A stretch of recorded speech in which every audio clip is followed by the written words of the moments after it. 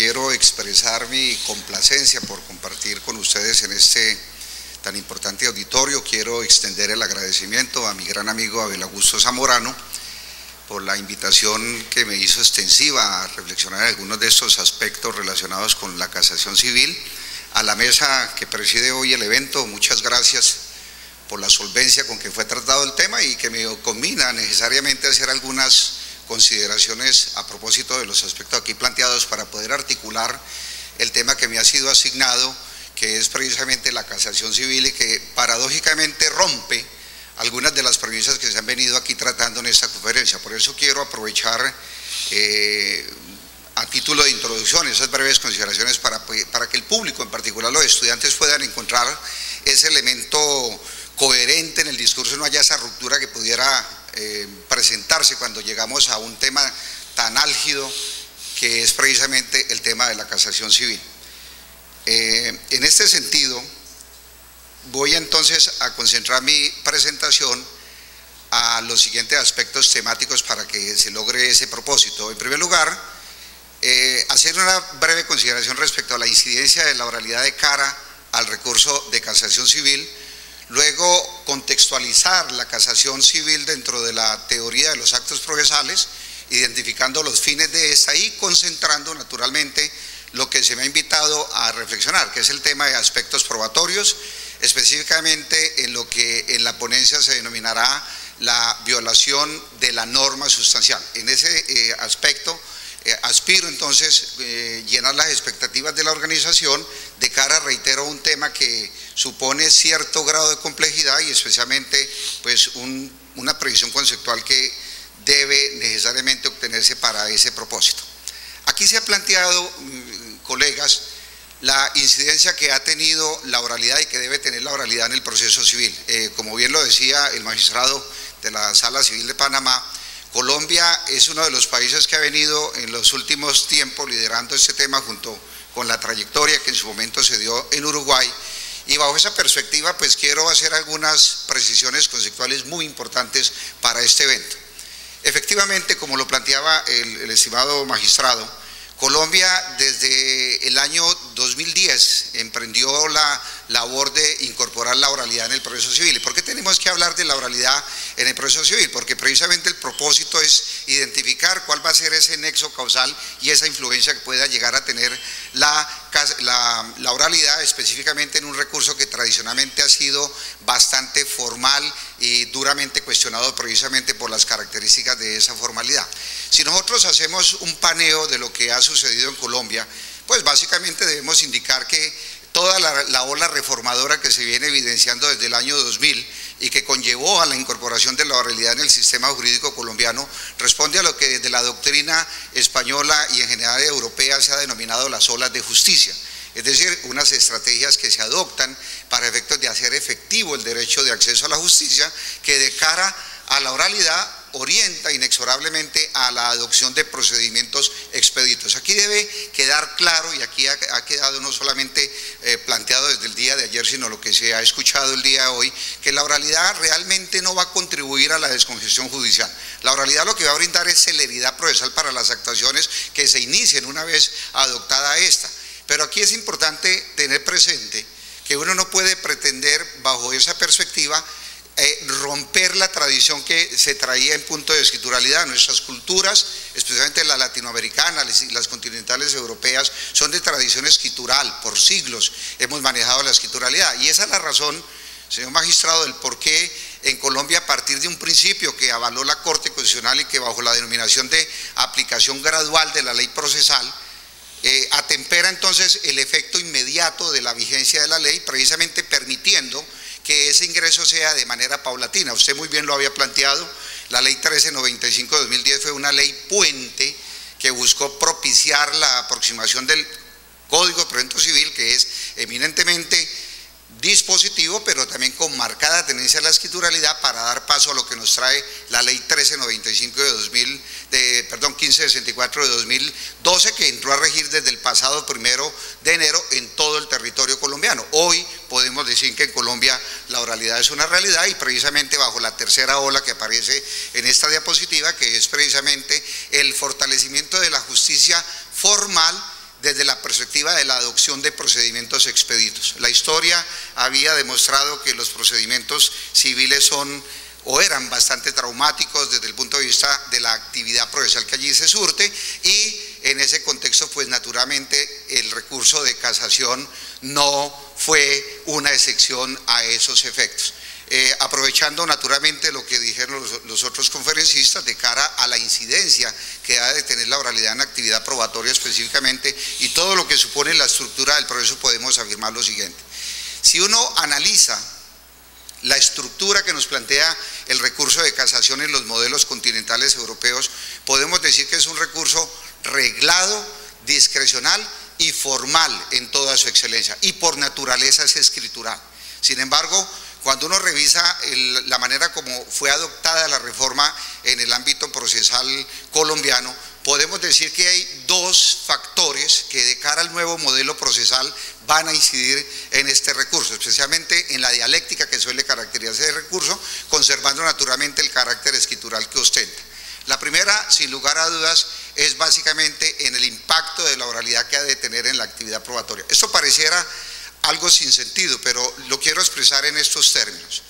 En el modelo tradicional de la casación, lo que acontece específicamente con el aspecto probatorio es una confrontación entre la decisión judicial adoptada en segunda instancia con la actividad y resultado probatorio que obra en la actuación. Pues bien, en un modelo escritural esa confrontación se hace a partir de la lectura que se haga de las actas donde obra esa actividad probatoria.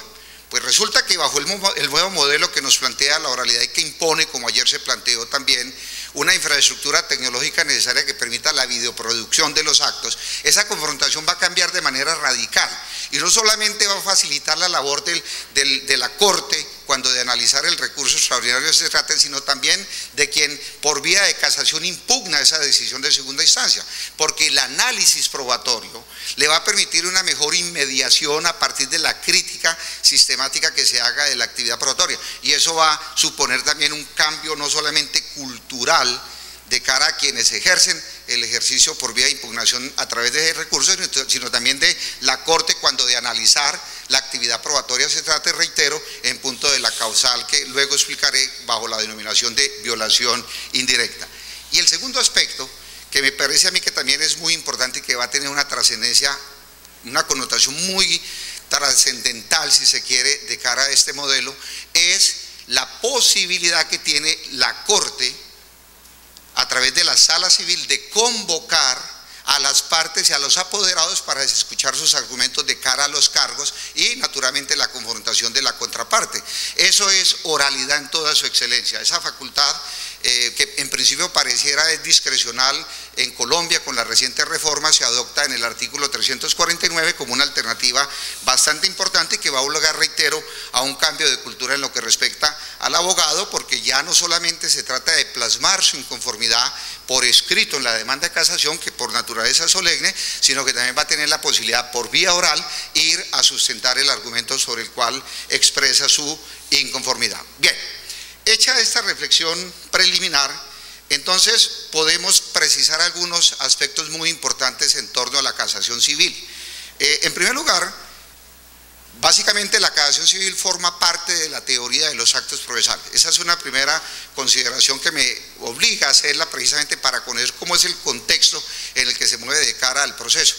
Según el contenido de los actos procesales con el modelo oral cambia de manera radical. Sin embargo, en lo que respecta al recurso extraordinario de casación, el cambio, salvo las dos observaciones que hice anteriormente, se conserva en toda su extensión lo que tradicionalmente se tenía, es decir, un recurso reglado, solemne, discrecional y de naturaleza extraordinaria que de por sí le impone unas condiciones muy particulares de cara a la actuación procesal. Voy a citar algunas de esas reflexiones. Por ejemplo, es un recurso extraordinario que no es una tercera instancia, esa es la primera previsión conceptual que hay para hacer.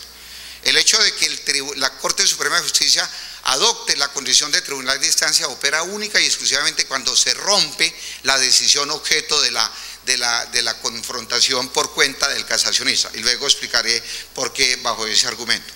En ese contexto, entonces, impone una segunda condición, es un recurso extraordinario que supone como condición que la decisión no haya quedado ejecutoriada. De hecho, la línea tradicional que se ha mantenido en los países de tradición continental europea es que se interponga el recurso por regla general dentro de los 5 días siguientes a la notificación de segunda instancia.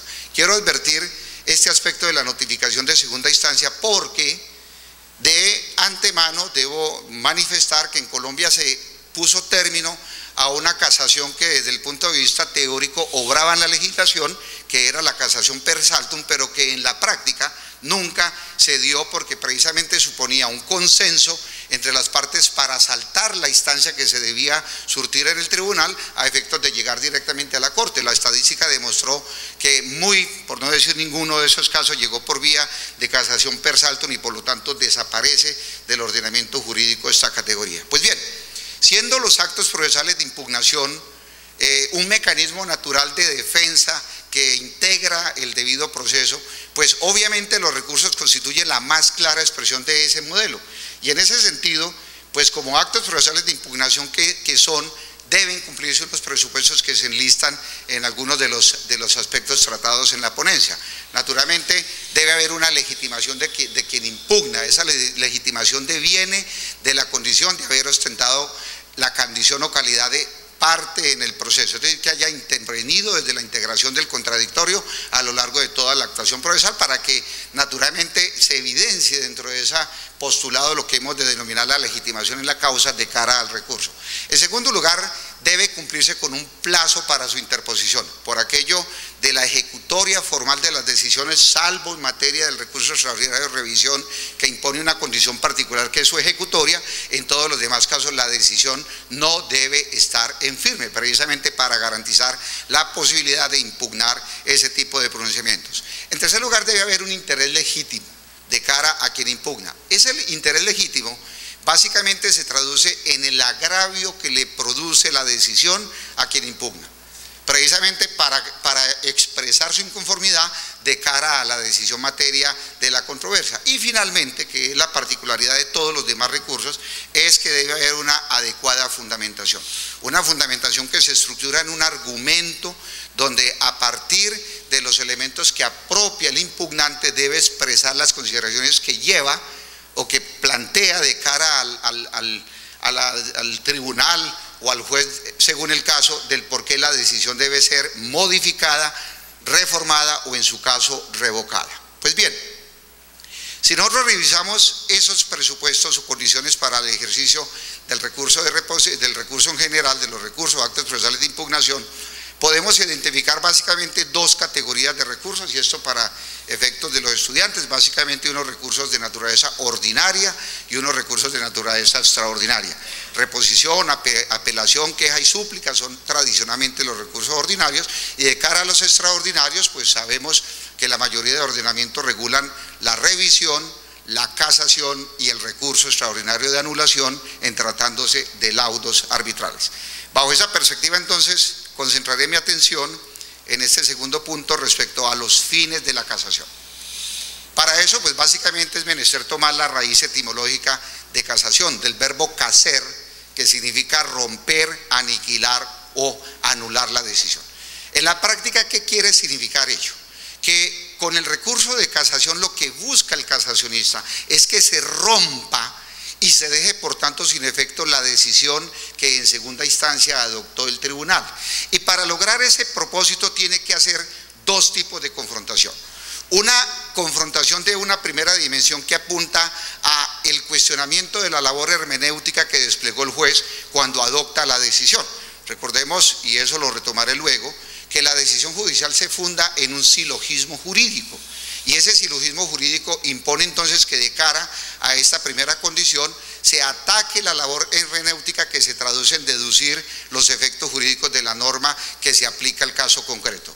Y una segunda confrontación, que es la otra dimensión, tiene que ver con el procedimiento propiamente dicho, y es cuando el afectado con la actuación procesal entra a atacar o a confrontar algunos aspectos vacilares de la actuación procesal, que ahorita lo cotejaré de cara a la legislación colombiana versus la panameña, como ese espectro normativo involucra categorías propias que tienen que ver, entre otras, con las nulidades procesales.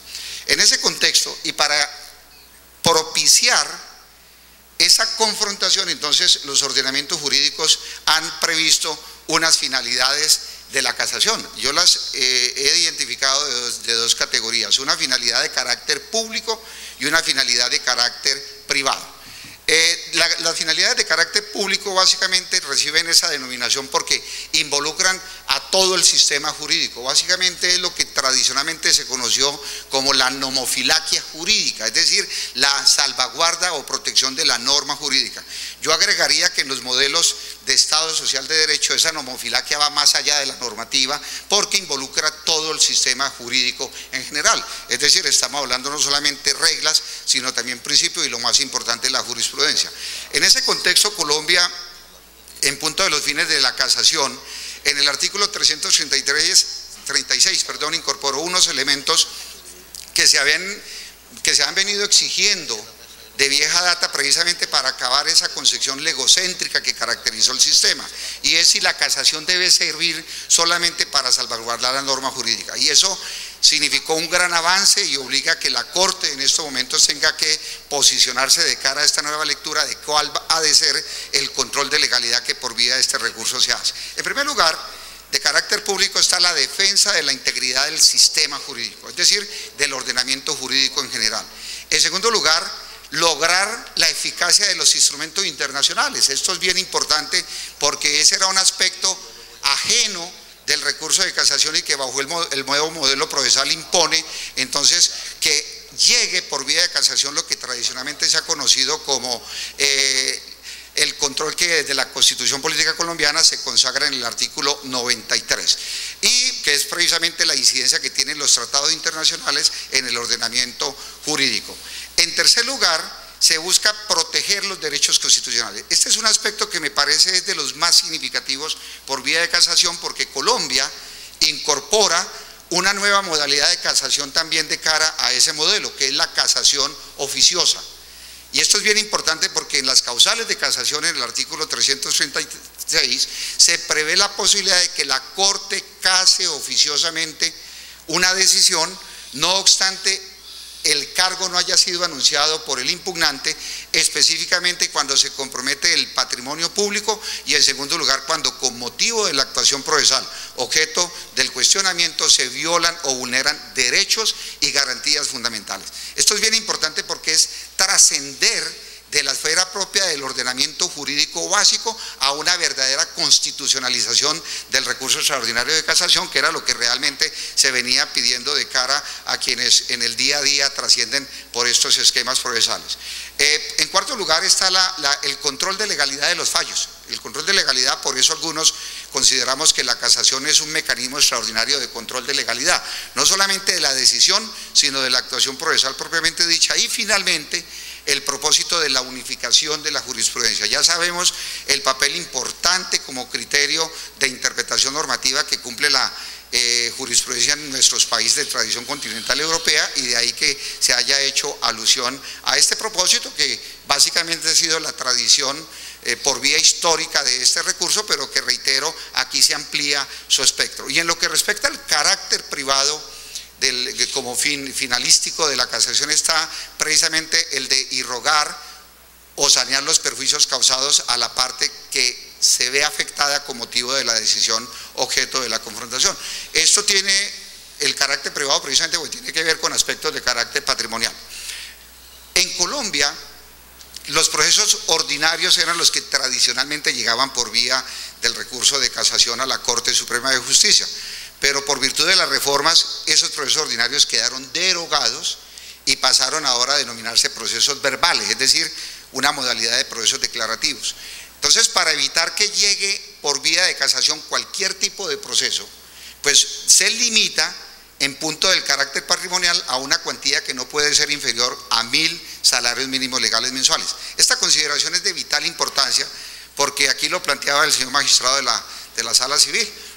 La casación infortunadamente se había convertido en un paradigma absolutamente paradójico de cara a quien aspiraba a llegar al modelo y la razón es sencilla. Primero porque tradicionalmente se exigía en la demanda de casación la constitución de lo que se denominaba la proposición jurídica completa. Y digo que esto era un límite complejo porque suponía que en la demanda el casacionista tenía que integrar esa proposición a partir del enunciado y articulación de las normas que resultaban violadas con la decisión judicial. Y eso era lo más complejo realmente. Integrar la proposición jurídica completa suponía que si faltaba al menos una disposición de esa proposición, pues simplemente la decisión no iba a ser casada y se despachaba desfavorablemente. En Colombia se avanzó de manera significativa a comienzos de los 90, con un decreto 2652-91 que luego pasó a ser ley permanente a través de la ley 446 del 98 y le puso término a la proposición jurídica completa.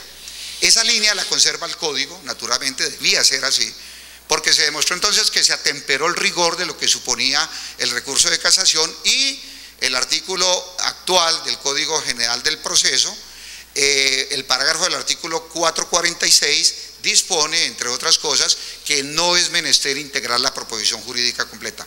Basta simplemente con que se enuncie al menos una de las normas que de naturaleza sustancial considera el impugnante le ha sido afectada para que se le dé trámite al recurso. En ese mismo contexto, entonces, diríamos que en Colombia el quantum de los 1000 salarios mínimos legales mensuales vigentes busca restringir la posibilidad de que lleguen todos los procesos declarativos, precisamente por el problema de congestión que existe actualmente en este tribunal, la Corte Suprema de Justicia, y que infortunadamente ha hecho que los procesos tiendan a demorar un poco más de lo que se espera.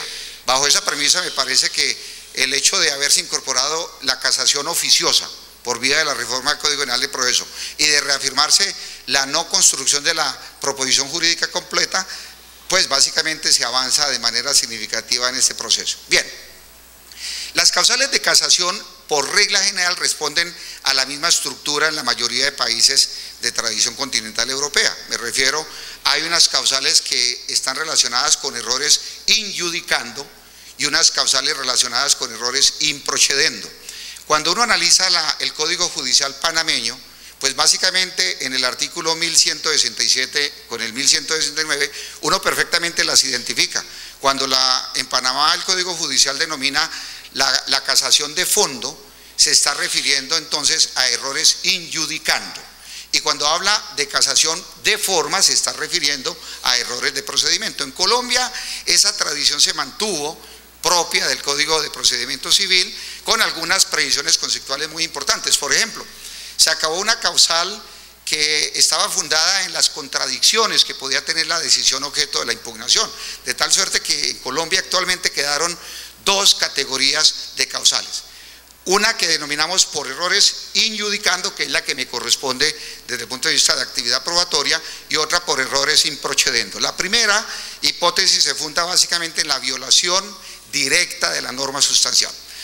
Y la segunda, por error in procedendo, se funda especialmente en la ruptura o rompimiento que se hacen de pilares básicos de la decisión judicial. Aquí fueron planteados, entre otros, el principio de las congruencias, que es un error de procedimiento cuando quiera que se vaya más allá de lo pedido por cuenta de quien ha atacado en primera instancia o impetrado el ejercicio del derecho de acción.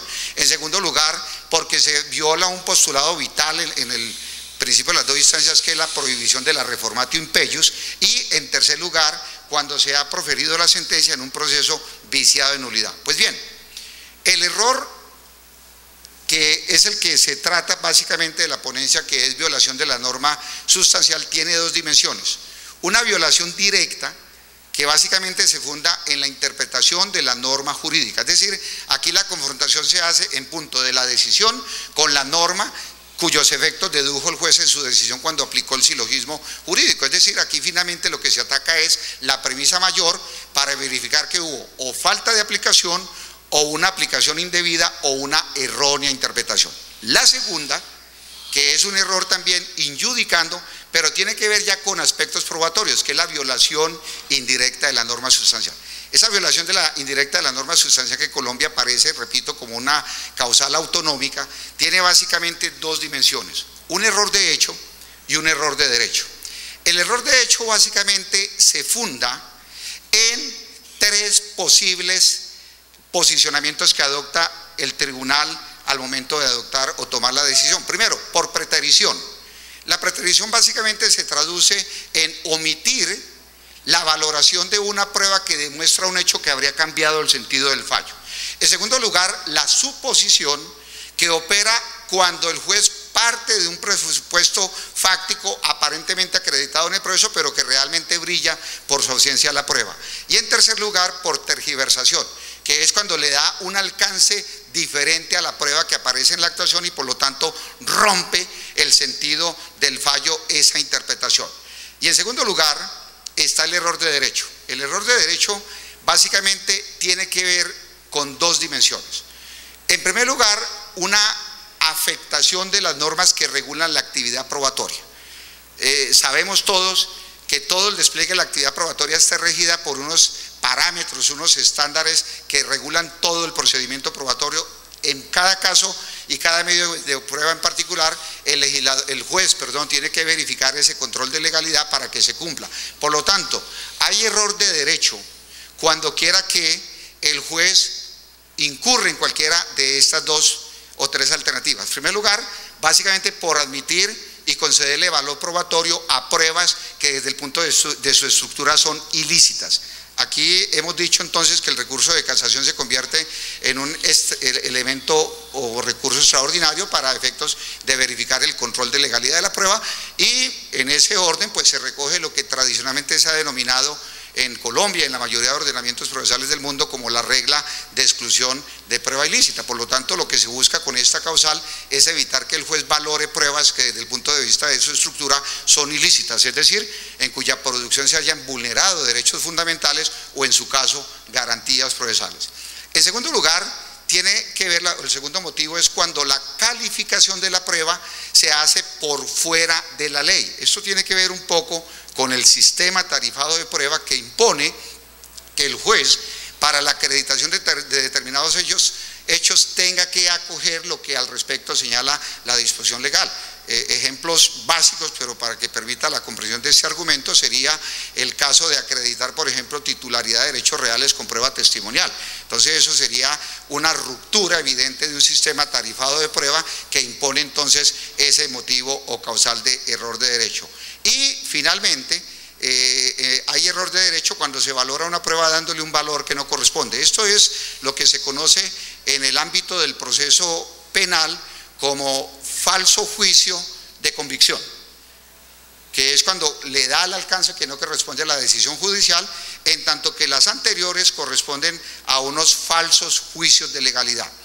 Para sintetizar, lo que podemos entonces afirmar es que si en punto de la actividad probatoria lo que hace el juez es confrontar la decisión judicial, objeto del cuestionamiento, versus actividad probatoria, podemos entonces encontrar dos dimensiones: un error de hecho y un error de derecho. El error de hecho, que en materia penal básicamente conlleva a un falso juicio de existencia o a un falso juicio de identidad, básicamente tiene que ver con lo que aparece acreditado en la actuación procesal y el juez o lo omite o simplemente trasciende por fuera de ese valor probatorio que de cara al hecho aparece en la actuación. Y desde la perspectiva del error de derecho o violación indirecta por error de derecho, básicamente lo que supone es un falso juicio de legalidad para efectos de reivindicar un poco todo el despliegue de actividad probatoria que se regulan en los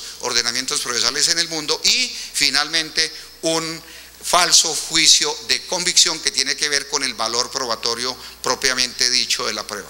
En conclusión, podemos entonces afirmar que el recurso extraordinario de casación tiene una importancia significativa en estos modelos procesales, como quiera que constituye un mecanismo excepcional de control de legalidad de las decisiones de cara no solamente a la labor hermenéutica que despliega el juez, sino en segundo lugar de cara a la actividad probatoria y lo más importante en relación con la actuación procesal propiamente dicha. Muchas gracias a todos ustedes.